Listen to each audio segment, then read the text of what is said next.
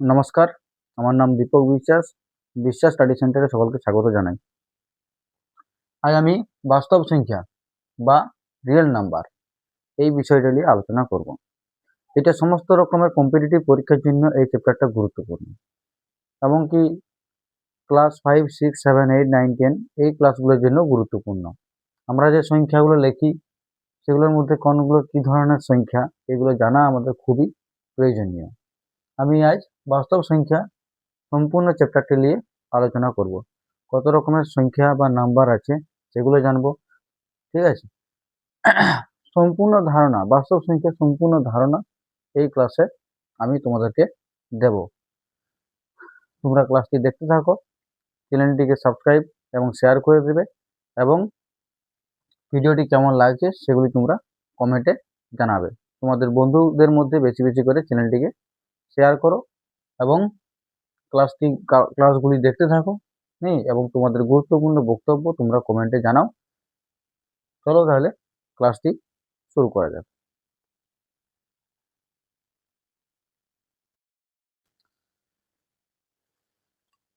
তাহলে আমরা বাস্তব সংখ্যা সম্পর্কে শিখব। বাস্তব সংখ্যা সম্পর্কে শিখার আগে মানে বাস্তব সংখ্যার প্রকারভেদগুলো আমি বলছি। প্রথমে যেটা আসে সেটা হচ্ছে স্বাভাবিক সংখ্যা বা ন্যাচারাল নাম্বার। যদি ধরো আমি লিখি, যদি একজনকে যদি আমি নাম্বার লিখতে বলি তাহলে তারা কি লিখবে? 1, 2, 3, 4, 5, 6 এরকম লিখবে। হ্যাঁ, এমনি করে সে 100 লিখতে পারে, 120ও লিখতে পারে, 150, এমনি করে 1000, 1200, এরকম যত ইচ্ছা সংখ্যা সে লিখতে পারে। সংখ্যার কি কোনো শেষ আছে? সংখ্যার কোনো শেষ নাই। তাহলে এই রকমের যে সংখ্যাগুলো, ঠিক আছে, সেগুলাকে বলা হয় স্বাভাবিক সংখ্যা। ধরো আমি এমনি করে একটা গোল করছি, করে তার মধ্যে লিখছি 1, 2, 3, 4, এমনি এমনি করে ধরো 50, এমনি এমনি করে 500, ধরো এমনি 2000, 100, ঠিক আছে। এরকম যে সংখ্যাগুলো যেগুলো আমরা জানি সেগুলোকেই স্বাভাবিক সংখ্যা স্বাভাবিক সংখ্যা বা ন্যাচারাল নাম্বারস বলা হয়। 1, 2, 3, 4, 5, 6, 7, 8, ঠিক আছে। এরকম এরকম নাম্বারগুলোকে, সংখ্যাগুলোকে ন্যাচারাল নাম্বার বা স্বাভাবিক সংখ্যা বলা হয়।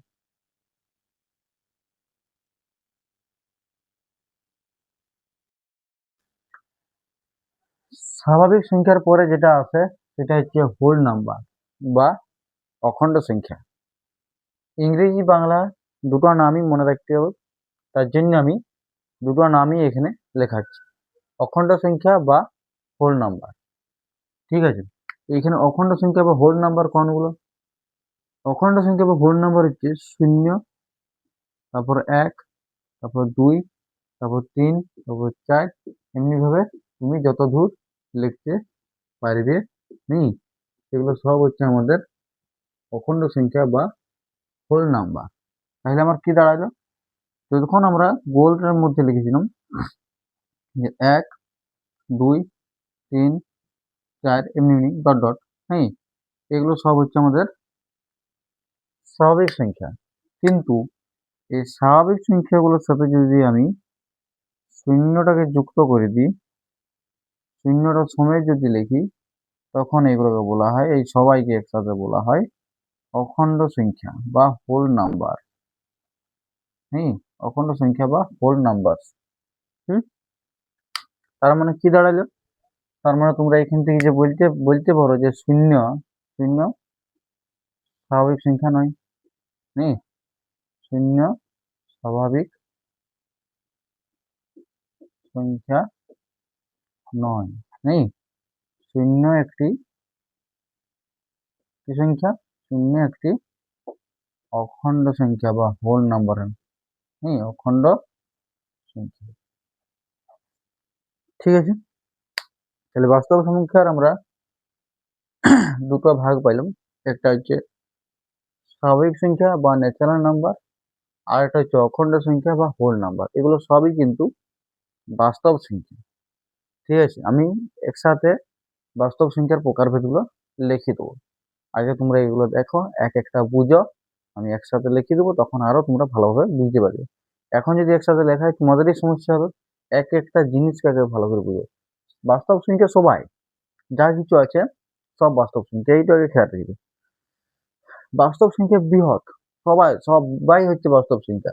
তার মধ্যে স্বাভাবিক সংখ্যা, অখণ্ড সংখ্যা, পূর্ণ সংখ্যা, মূল সংখ্যা, অমূল সংখ্যা, এরকম ভাগ আছে।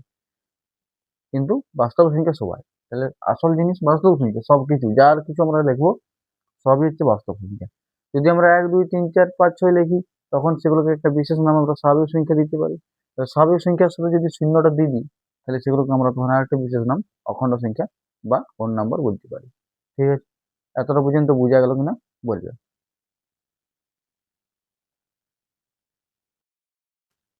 তারপরে দেখো পূর্ণ সংখ্যা বা ইন্টিজার্স। ঠিক আছে,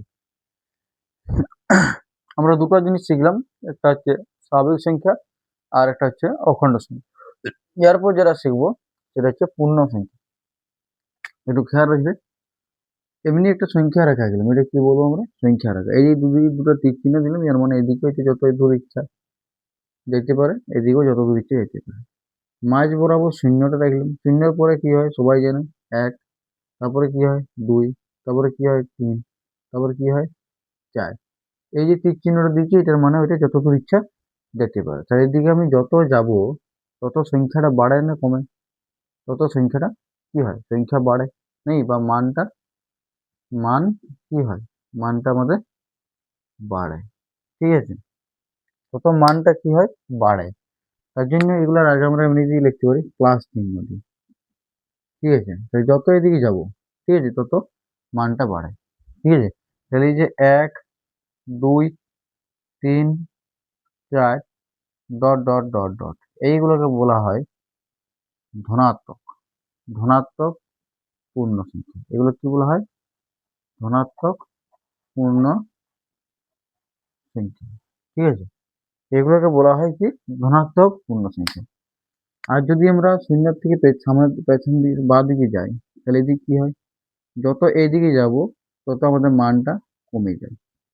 মানে শূন্যটা বড়, তার থেকে -1 ছোট, তার থেকে -2 ছোট, তার থেকে -3 আরো ছোট, -4 আরো ছোট, -5 আরো ছোট। এদিকে যত যাব আমি, যতই যেতে থাকবো তত কি হবে, মানটা কমে যাবে, মান কি হবে, কমবে। ঠিক আছে, তত মানটা কি হবে, কমবে।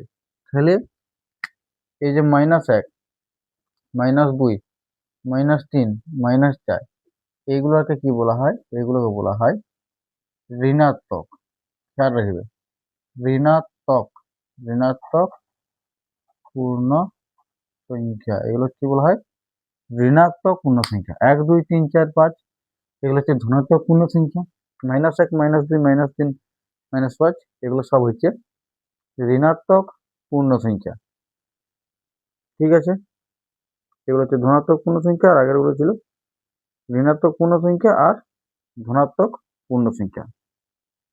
বোর্ডটি পরিষ্কারভাবে দেখা যাচ্ছে কিনা তোমরা কমেন্টে জানাবে। এই ক্লাসটি খুবই গুরুত্বপূর্ণ, তাই তোমরা তোমাদের বন্ধুদের সঙ্গে ক্লাসটি শেয়ার করবে এবং চ্যানেলে নতুন হলে চ্যানেলটিকে অবশ্যই সাবস্ক্রাইব করে রাখবে। ঠিক আছে, তাহলে এইখানে 1 2 3 4 এগুলো ধনাত্মক পূর্ণ সংখ্যা, -1 -2 -3 এগুলো হচ্ছে ঋণাত্মক পূর্ণ সংখ্যা। এরপর তো তোমরা বলবে যে স্যার তো আপনি সবগুলোই বললেন কিন্তু শূন্যটা সম্পর্কে কিছু বললেন না। এগুলোও পূর্ণ সংখ্যা, এগুলোও পূর্ণ সংখ্যা, তাহলে কি শূন্যটা পূর্ণ সংখ্যা নয়? অবশ্যই শূন্য পূর্ণ সংখ্যা। ঠিক আছে, শূন্য কি বটে, শূন্য একটি পূর্ণ সংখ্যা, কিন্তু সেটা ধনাত্মক বা ঋণাত্মক আমরা বলবো না। শূন্য অবশ্যই একটি পূর্ণ সংখ্যা বা ইন্টিজার্স নেই, কিন্তু এটা ধনাত্মক বা ঋণাত্মক নয়। কিন্তু শূন্যকে আমরা ধনাত্মক বা ঋণাত্মক বলবো না, ধনাত্মক বা ঋণাত্মক নয়, ধনাত্মক বা ঋণাত্মক নয়। ঠিক আছে, এতটা পর্যন্ত বোঝা গেছে। আমি আরেকবার বলে দিচ্ছি আমরা কি কি শিখলাম। আমরা শিখছি কি, আমরা শিখছি বাস্তব সংখ্যা। এতক্ষণ পর্যন্ত যা কিছু লিখলাম সবাই বাস্তব সংখ্যা। বাস্তব সংখ্যার যখন ভাগগুলো দেখবো, প্রথম ভাগ ছিল স্বাভাবিক সংখ্যা।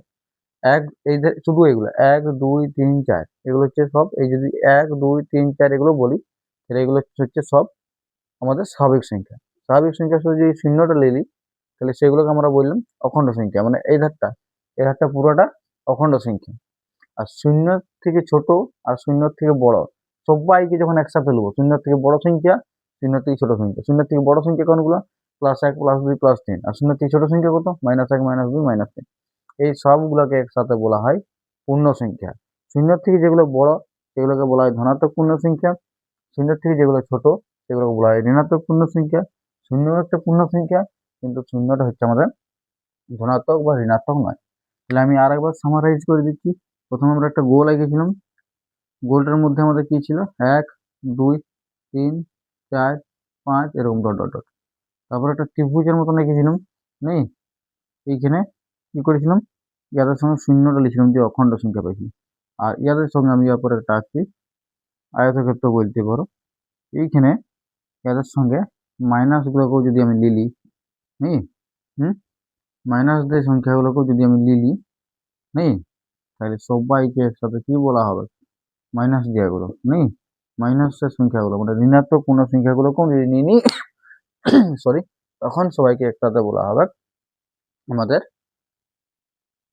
পূর্ণ সংখ্যার দল। ওটাই পূর্ণ সংখ্যার দল।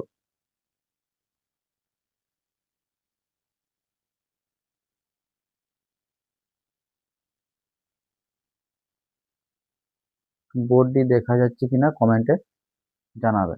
দেখো আমি পূর্ণ সংখ্যা নিয়ে বলছিলাম, এখন এইখানটা পরিষ্কার দেখা যাচ্ছে, এই জায়গাটা 1 2 3 4 5 এগুলোকে আমরা বলেছিলাম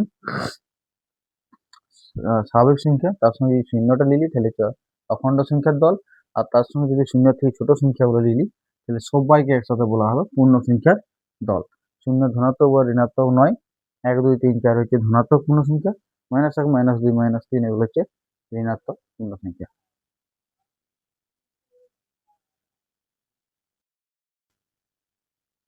তারপর দেখো মূলত সরি মূলত সংখ্যা বা রোটেশনাল নাম্বার। মূলত সংখ্যা বা রোটেশনাল নাম্বার, এর একটা সংজ্ঞা আছে। সংজ্ঞাটা বলার আগে আমি একটা সাধারণ ভাষায় বলতে পারি যে যেসব সংখ্যাকে লব বাই হর আকারে তোমরা লিখতে পারবে, উপরে লব লিখতে পারবে আর নিচে হর আকারে প্রকাশ করতে পারবে, সেই সংখ্যাগুলোকেই মূলত সংখ্যা বলা হবে। এখানে হরটা 0 হওয়া চলবে না, হরটা নট ইকুয়াল টু 0।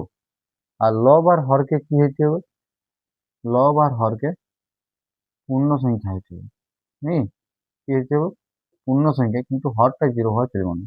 যদি লব বাই 0 হয়ে যায়, নেই লব বাই 0 হয়ে যায় তাহলে তার মান আমরা কি পাই, তার মান আমরা পাই অসংজ্ঞাত।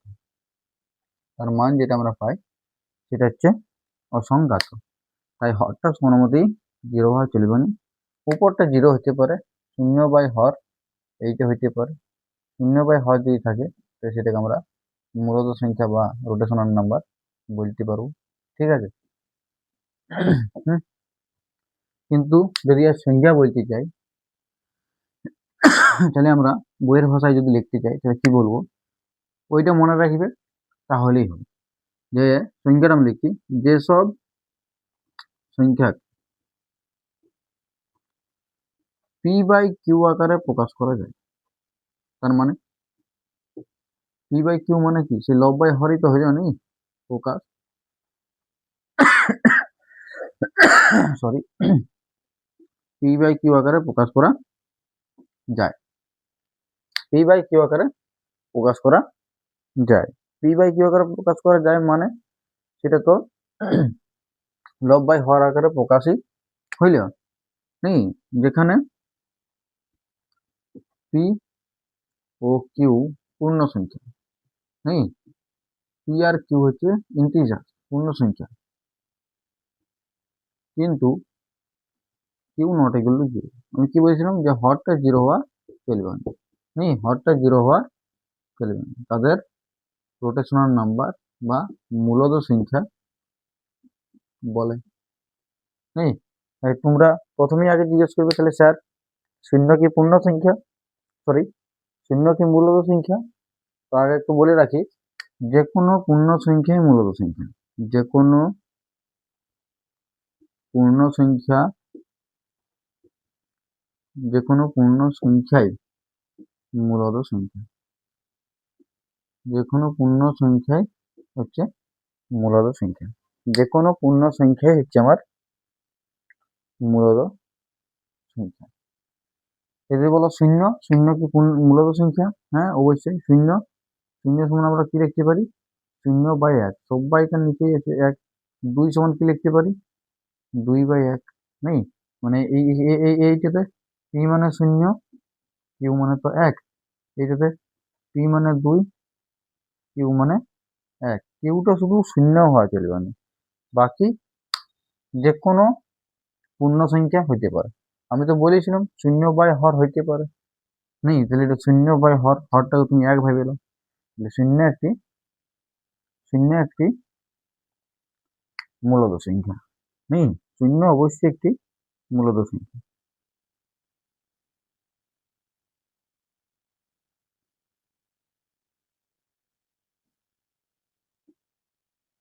ঠিক আছে, এবার তোমরা বলবে যে মাইনাস চিহ্নগুলো কি হবে? নেই, মাইনাস চিহ্ন দিয়ে যেগুলো ছিল, আপনি তো বললেন যে সকল পূর্ণ সংখ্যাই মূলদ সংখ্যা, সকল পূর্ণ সংখ্যা সরি সকল পূর্ণ সংখ্যাই মূলদ সংখ্যা, যে কোনো পূর্ণ সংখ্যাই মূলদ সংখ্যা। তাহলে যেগুলো মাইনাস, তাহলে আমরা যদি -2 লিখি, তাহলে সেটা কি আমরা -2/1 আকারে লিখতে পারিনি? যদি আমরা -3 লিখি, তাহলে -3/1 লিখতে পারিনি কি? আমরা এমনিও লিখতে পারি -5/3, নেই, -2/3, -7/9, এরকম লিখতে পারি। এরপর তোমরা যদি বলো স্যার রুট দিয়া বলো, রুট রুট ওভার অফ 4, ঠিক আছে, এইটা সমান কি হবে? রুট ওভার অফ 2 × 2 আমরা লিখতে পারি। হ্যাঁ, হ্যাঁ, বা √4 সমান রুট ওভার অফ -2 × -2ও আমরা লিখতে পারি। নেই, -2 × -2 লিখি, এখান থেকে একটা -2 বেরোতো মানে -2, আর এখান থেকে একটা 2 বেরোবে মানে +2। √4 সমান আমরা কি লিখতে পারি? +-2। √4 একটি মূলদ সংখ্যা, কারণ -2 যদি লিখি, -2 সমান -2/1 লিখতে পারি। এই 2 লিখি, 2/1 আমরা লিখতে পারি। তাই যে সংখ্যাগুলোর বর্গমূল করা যাবে সেগুলোকে তুমি মূলদ সংখ্যার মধ্যে রাখতে পারবে, কিন্তু যে সংখ্যাগুলোর বর্গমূল করা যাবে না সেগুলো কিন্তু মূলদ সংখ্যার ভিতরে রাখা যাবে না।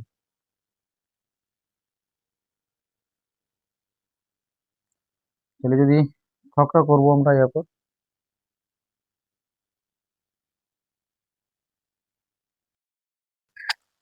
তাহলে দেখো আমাদের স্বাভাবিক সংখ্যা কোনগুলো ছিল?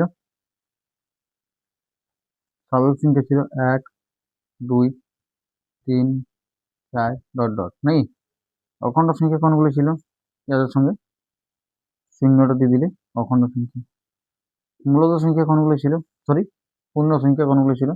ইয়াদের সঙ্গে -2, নেই, -3, এখানে -10, -15, নেই, -20, নেই, -17, এগুলো দিয়ে দিলাম। এরপর যেটা শিখলাম সেটা কি? এটা হচ্ছে আমাদের এটা হচ্ছে আমাদের সেটা হচ্ছে আমাদের মূলদ সংখ্যা। তাহলে এখানে আরো বাড়তি সংখ্যা, এইগুলো ছাড়াও বাড়তি যেগুলো শিখলাম সেগুলো কি ছিল? যেগুলোকে p/q আকারে প্রকাশ করা যাবে, নেই, এরকম +2/3 হতে পারে, -2/3 হতে পারে, -11/10 হতে পারে, নেই, -5/3 হতে পারে, নেই, -1 হতে পারে, নেই, -15 হতে পারে। এরকম যা কিছু সমস্ত সংখ্যা আছে সেগুলোকে আমরা মূলদ সংখ্যার দলে ফেলতে পারবো। এতটা পর্যন্ত বোঝা গেল কিনা কমেন্টে জানাবে। এরপর আরেকটা আছে, সেটা হচ্ছে অমূলদ সংখ্যা বা ইররোটেশনাল নাম্বার। বলছে সংখ্যাটা যে যেসব সংখ্যাকে যেসব সংখ্যাকে p/q আকারে প্রকাশ করা যায় না, নেই যেখানে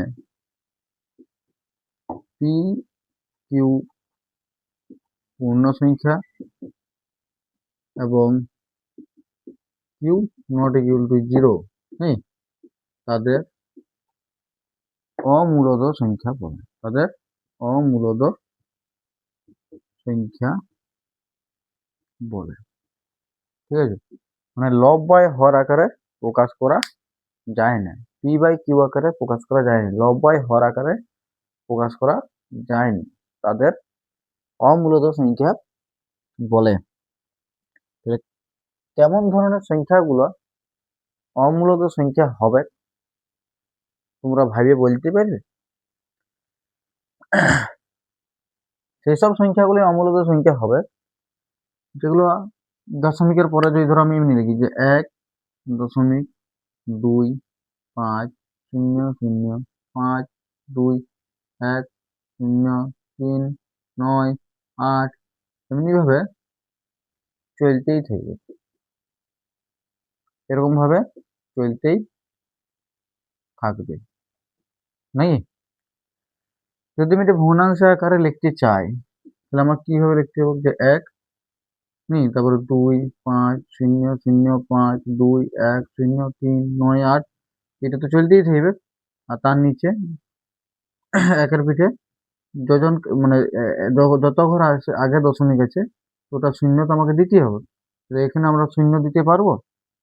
উপরেরও সংখ্যার শেষ নাই, নিচেও সংখ্যার শেষ নাই, তাই এই সংখ্যাগুলোকে কোনো মতেই লব বাই হর নেই, লব বাই হর আকারে প্রকাশ করা যাবে না, আকারে প্রকাশ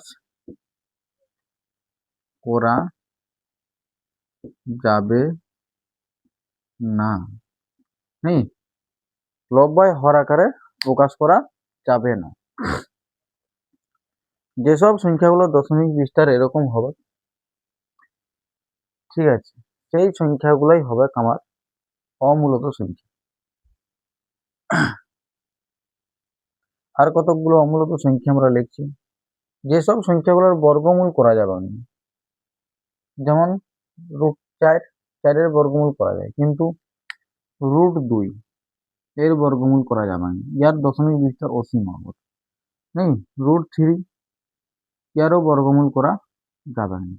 ঠিক আছে, একটা কথা খেয়াল রাখবে যে দশমিক বিস্তার অসীম হলেই কিন্তু অমূলদ সংখ্যা হয়ে যাবে না। ধরো এমন কিছু সংখ্যা আছে 0.525252 এরকম ভাবে বারবার ঘুরে আসে, এইগুলোকে কিন্তু আমরা কি বলি? আবৃত্ত দশমিক সংখ্যা। তখন আমরা কি লিখতে পারি? 0.52, 5-এর মাথাতেও পুনাপুনিক, 2-এর মাথাতেও পুনাপুনিক, এটাকে আমরা লব বাই হর আকারে প্রকাশ করতে পারি। এটা নিয়ম তোমরা অবশ্যই জানো। তাহলে যে সংখ্যাগুলা দশমিক বিস্তার অসীম এবং নির্দিষ্ট ছন্দ নাই, এখানে যেমন 5-2 বারবার ঘুরে আসছে, যদি ধরো আমরা এমনি লিখি 0.1666666 নেই, তখন কি লিখতে পারবো? 0.1 মাথায় পুনাপুনিক। এইগুলো কিন্তু দশমিক বিস্তার, মানে দশমিক বিস্তার তো অসীম বটে, কিন্তু এগুলোকে আমরা লব বাই হর আকারে প্রকাশ করতে পারবো। ইয়ার একটা নিয়ম আছে, নেই? তাহলে এটা সমান আমরা কি লিখতে পারি? এটা সমান আমরা 52/99 লিখতে পারি, নেই? এটা সমান আমরা কি লিখতে পারি? ইয়ারও একটা নিয়ম আছে, সমান কি লিখতে পারি? এখানে 16 নেই 16 দিয়ে দশমিকের পুনাপুনিকের আগের সংখ্যাগুলো বিয়োগ দিতে হয়, নেই? আর যেটার মধ্যে পুনাপুনিক আছে তোটা 9 হরে দিতে হয়, আর তার দশমিকের পরে যেটার মধ্যে পুনাপুনি নাই তোটা শূন্য এখানে দিতে হয়। এটা কত হয়ে গেল? 16 থেকে 1 বিয়োগ করলে 15, 15/90 নেই? তোমার 1/6, 15-কে 15, 15-6 নেই? এরকম ভাবে করতে পারো তোমরা। মানে 15/90 ধরো। আর ঠিক আছে, তাহলে যেসব এই সংখ্যাগুলোকে আমরা লব বাই হর আকারে প্রকাশ করতে পারলাম। এইটা শুধু আমি এইটাই বোঝাতে চাইছি যে যে সমস্ত দশমিক সংখ্যা কিন্তু মানে যেগুলো অসীম দশমিক সংখ্যা সেগুলো কিন্তু অমূলত সংখ্যা হবে না। কিছু কিছু সংখ্যা আছে যারা নির্দিষ্ট ছন্দে বারবার ঘুরে আসে, সেগুলোকে আমরা আবৃত্ত দশমিক সংখ্যা বলি। সেগুলোকে এরকম ভগ্নাংশের আকারে প্রকাশ করা যায়। আর যেগুলো দশমিক বিস্তার অসীম পর্যন্ত চলতে থাকবে, কোনো নির্দিষ্ট ছন্দ নাই, সেইগুলোকে আমরা অমূলত সংখ্যা বলবো। যেমন ধরো এই সংখ্যাটা 1.25 2 0 0 5 2 আবার 1 2 0 3 9 8 কি চলে আসছে কে জানে, ঠিক আছে। এরকম ভাবে যদি চলতে থাকে, যা ইচ্ছে চলে এসছে, কোনো ছন্দ নাই, তখন এটাকে আমরা ভগ্নাংশের আকারে লিখতে পারবো না, তখন সেগুলোকে অমূলত সংখ্যা বলবো, ঠিক আছে। এগুলোও কিন্তু এগুলোরও দশমিক বিস্তার অসংখ্য মানে অসীম দূর তক চলতে থাকবে, ঠিক আছে। তাই এগুলোও আমাদের অমূলত পড়বে, ঠিক আছে। পাই পাই বলে তোমরা সবাই শুনেছো, পাই নেই, পাইও কিন্তু যদি পাই লেখা থাকে, ঠিক আছে, হ্যাঁ, তাহলে এটা কিন্তু একটা অমূলত সংখ্যা, ঠিক আছে। পাই কিন্তু একটা অমূলত সংখ্যা।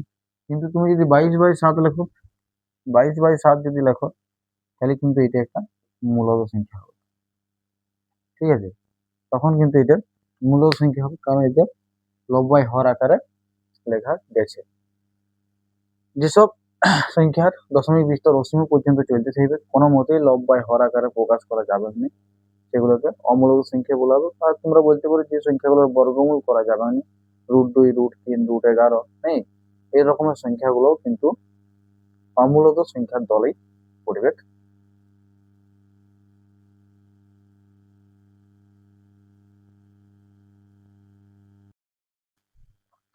তাহলে আমরা বাস্তব সংখ্যা শিখলাম। বাস্তব সংখ্যার মধ্যে কি কি শিখলাম? স্বাভাবিক সংখ্যা, অখণ্ড সংখ্যা, পূর্ণ সংখ্যা, মূলত সংখ্যা আর অমূলত সংখ্যা নেই, মূলত সংখ্যা আর অমূলত সংখ্যা, এই সবগুলোকে একসাথে আমরা বলবো বাস্তব সংখ্যা। স্বাভাবিক সংখ্যা প্রথমে শিখেছিলাম 1 2 3 4, তার সঙ্গে যখন আমরা শূন্যটা দিচ্ছিলাম তখন আমরা সেগুলোকে বলছিলাম অখণ্ড সংখ্যা নেই। আর তার সঙ্গে যখন আমরা প্লাস মাইনাস গুলো লিখছিলাম নেই, ধনাত্মক ঋণাত্মক সংখ্যা লিখছিলাম, তখন সেইগুলো সবগুলোকে একসাথে যে আয়তক্ষেত্রটা আছে তার ভিতরে যেগুলো আছে সেগুলো সবাই হচ্ছে পূর্ণ সংখ্যার দল। তারপরে যে পঞ্চভুজটা আছে, পঞ্চভুজটা পর্যন্ত হচ্ছে মূলত সংখ্যার দল। এখানে স্বাভাবিক সংখ্যাও আছে, অখণ্ড সংখ্যাও আছে, আর পূর্ণ সংখ্যাও আছে, আর তার সঙ্গে সঙ্গে অমূলত সংখ্যাগুলোও আছে। কারণ পূর্ণ সংখ্যাগুলোও মূলত সংখ্যা, স্বাভাবিক সংখ্যাগুলোও মূলত সংখ্যা, অখণ্ড সংখ্যাগুলোও মূলত সংখ্যা। তাহলে এই তিনটাকে তোমরা একসাথে মূলত সংখ্যার দলও বলতে পারো। আর বাড়তি যেটা আলাদা সেটা হচ্ছে আমাদের অমূলত সংখ্যা, পাই, √11 √13 √3 নেই, বা যেগুলো সংখ্যাগুলো দশমিকে বিস্তার অসীম পর্যন্ত চলতে থাকবে, সেইগুলোকে আমরা বলবো অমূলত সংখ্যা। আর তার আগে যে তিন রকম মানে যে সংখ্যাগুলো শিখেছি, স্বাভাবিক সংখ্যা শিখেছি, অখণ্ড সংখ্যা শিখেছি, মূলত সংখ্যা শিখেছি, এদেরকে একসাথে আমরা বলবো মূলত সংখ্যা। স্বাভাবিক সংখ্যা, অখণ্ড সংখ্যা, পূর্ণ সংখ্যা, এদেরকে সবাইকে একসাথে বলবো মূলত সংখ্যা। আর বাড়তি যেগুলো থাকছে, যেগুলো দশমিক বিস্তার অসীম পর্যন্ত চলতে থাকবে, সেগুলো হচ্ছে অমূলত সংখ্যা। আর ইয়াদের সবাইকে একসাথে যখন আমরা লিখবো, তখন তাকে বলা হবে বাস্তব সংখ্যা। মানে সকল মূলত সংখ্যা, সকল অমূলত সংখ্যা সবাইকে নিলে হয় বাস্তব সংখ্যা বা রিয়েল নাম্বার।